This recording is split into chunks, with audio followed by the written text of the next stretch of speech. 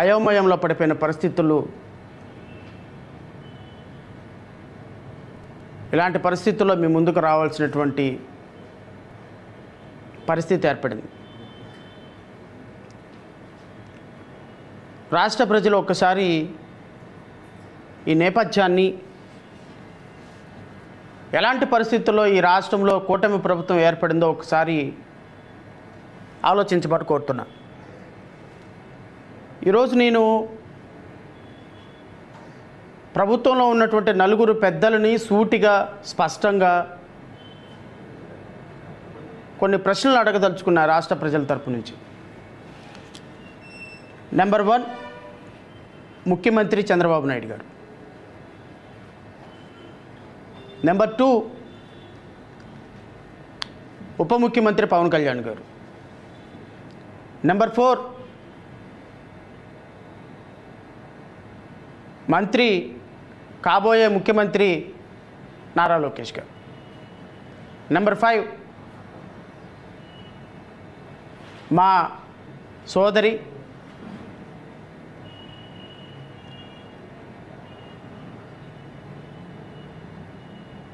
అత్యంత అద్భుతమైనటువంటి ప్రతిభా పాఠవాలు కలిగినటువంటి, ప్రతిభా పాఠవాలంటే అన్నిట్లో కాదు, తనకు నచ్చినటువంటి రంగంలో ఉన్నటువంటి మా సోదరి వంగలపూడి అనిత గారి గురించి.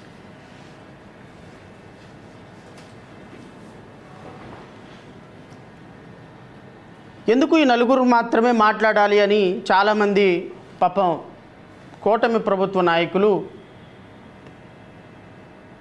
పిసికేసుకుంటున్నారు.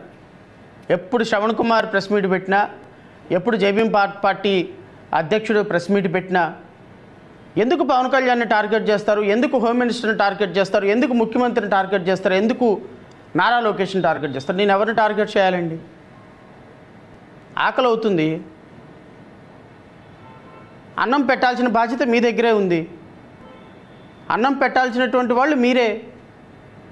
మరి ఆకలి అవుతుంది అమ్మ అన్నం పెట్టమని మిమ్మల్ని అడగక ఎవరిని అడగాలి? పక్కింటి వాళ్ళని అడగాల? అడగరు కదా. నాకు కష్టం వచ్చింది, రాష్ట్రంలో 5.5 కోట్ల మంది ప్రజలకు కష్టం వచ్చింది. కష్టం వచ్చినప్పుడు కష్టం ఎవరి నుంచి అడగాలి? మిమ్మల్ని అడగాలి కదా. నేను మిమ్మల్ని అడగాలి, రాష్ట్రంలో ఉన్న 5.5 కోట్ల మంది మిమ్మల్ని అడగాలి. ఈవెన్ ఇంక్లూడింగ్ మాజీ ముఖ్యమంత్రి జగన్మోహన్ రెడ్డి గారికి కూడా ఇబ్బంది వచ్చినా, ఆయన ప్రాథమిక హక్కుకు భంగం కలిగినా, ఆయన మీద ఏదైనా దాడి జరిగినా అడగాల్సింది మిమ్మల్నే కదా న్యాయం చేయమని. ఎందుకంటే ఈ రాష్ట్రానికి ఉప ముఖ్యమంత్రిగా, ముఖ్యమంత్రిగా, మంత్రిగా, అనధికారిక ఉప ముఖ్యమంత్రిగా పనిచేస్తున్న మీ నలుగురిని తప్ప మేము ఇంకెవరిని అడగాలి? బికాస్ 164 సీట్లతోటి కుటుంబంలో మిమ్మల్ని కూర్చోబెట్టింది గౌరవ పెద్దలుగా మిమ్మల్ని తప్ప మేము ఇంకెవరిని అడగాలి? కష్టం వచ్చింది, ఒక కమ్యూనిటీకి బాధ వచ్చింది, ఒక కమ్యూనిటీకి ఇబ్బంది జరిగింది.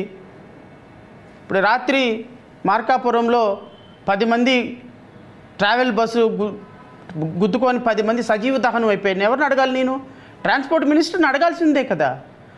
ఎవరు బాధ్యత వహించాలి? నిన్న ప్రమాదానికి ఎవరు బాధ్యత వహించాలి? కన్నూరులో మన 40 మంది సజీవ దాహం అయిపోయిన దానికి ఎవరు బాధ్యత వహించాలి? ఇంకో చోట 20 మంది సజీవ దాహం అయిపోయినటువంటి దానికి ఎందుకు వహించాలి? ట్రాన్స్పోర్ట్ వాళ్ళ దగ్గర నుంచి డబ్బులు తీసుకొని, లంచాలు తీసుకొని కోట్ల రూపాయలు అనధికారిక ట్రావెల్స్ నడిపిస్తున్నటువంటి మీ కూటమి ప్రభుత్వంలో ఎమ్మెల్యేలనే కదా నేను అడగాల్సింది, కూటమి ప్రభుత్వంలో అధికారులనే కదా నేను అడగాల్సింది. ఇంకెవరిని అడగాలి చెప్పండి? కూటమి ప్రభుత్వంలో ఉన్నటువంటి పెద్దలు, గౌరవ పెద్దలు, రాష్ట్రాన్ని 4 పాదాల పాటు నడిపించాల్సినటువంటి మిమ్మల్ని తప్ప మేము ఇంకెవరిని అడగమంటారు చెప్పండి? పోనీ మిమ్మల్ని అడుగుదామంటే మీరు ఎక్కడున్నారు? మిమ్మల్ని అడుగుదాము అంటే మా సోదరి ఎక్కడుందో చూపిస్తాను నేను. మా సోదరి ఎక్కడుంటుందో, మా సోదరి ఏ విధమైనటువంటి కార్యక్రమంలో బిజీగా ఉందో నేను వీడియోల ద్వారా చూపించి రాష్ట్ర ప్రజల తరపున ఆవిడని కూడా అడుగుతా. ఎందుకంటే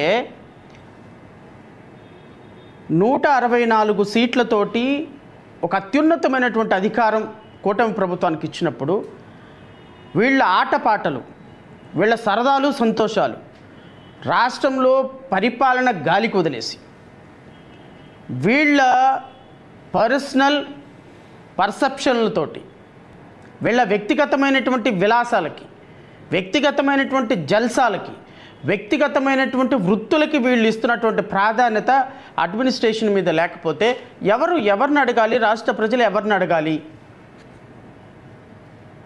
పక్కనున్న ముఖ్యమంత్రి రేవంత్ రెడ్డిని అడిగితే అడగరు కదండి, లేకపోతే తమిళనాడు స్టాలిన్ అయితే అడగరు కదండి, లేకపోతే పశ్చిమ బెంగాల్ మమతా బెనర్జీ గారిని అయితే అడగరు కదండి. అడగాల్సింది ముఖ్యమంత్రి చంద్రబాబు నాయుడినే, మాట్లాడాల్సింది, ప్రశ్నించాల్సింది ఉప ముఖ్యమంత్రి పవన్ కళ్యాణ్నే. అమ్మ ఏంటి ఈ కష్టం, ఈ బాధ, ఈ కన్నీళ్ళు, ఈ రోదన ఏందమ్మా, మేము ఎవరికి చెప్పుకోవాలి? అడగాల్సింది అనిత గారినే. ఎందుకు అంటే ఆవిడ పుట్టినరోజు కార్యక్రమాల్లో బిజీగా ఉన్నా, బ్యాటింగు బౌలింగుల్లో ఇంకా బిజీగా ఉన్నా, అభినయంలో భరతనాట్యంలో మునిగి తేలుతూ ఉన్న రాష్ట్ర ప్రజలు మీకు అధికారం ఇచ్చిన నేరానికి, పాపానికి, ఘోరానికి అడగాల్సింది మిమ్మల్నే. మా పవన్ స్టారు, మా